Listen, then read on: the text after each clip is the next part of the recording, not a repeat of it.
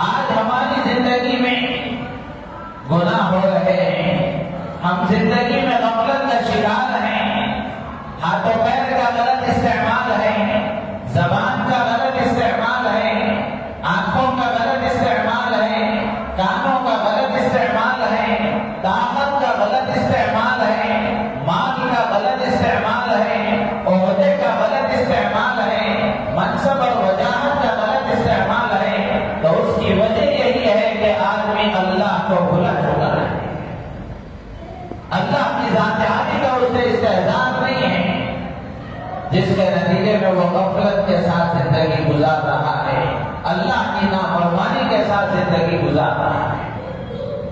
قرآن میں اللہ نے فرمایا أَلَمْ يَعْلَمْ بِأَنَّ اللَّهَ يَرَى، کیا وہ نہیں جانتا کہ اللہ اسے دیکھ رہا ہے؟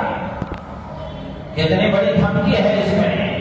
أَلَمْ يَعْلَمْ بِأَنَّ اللَّهَ يَرَى، کیا وہ نہیں جانتا کہ اللہ اسے دیکھ رہا ہے؟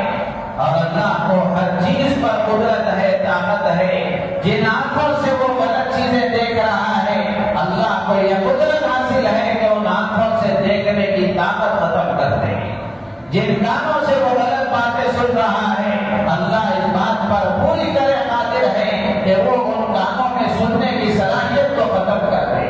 جن ہاتھوں پیر کو وہ غلط کاموں میں استعمال کر رہا ہے، اللہ کو اس بات پر پوری قدرت حاصل ہے کہ وہ ان ہاتھوں پیر کی طاقت کو ختم کر کے زندہ لاش بنا دے۔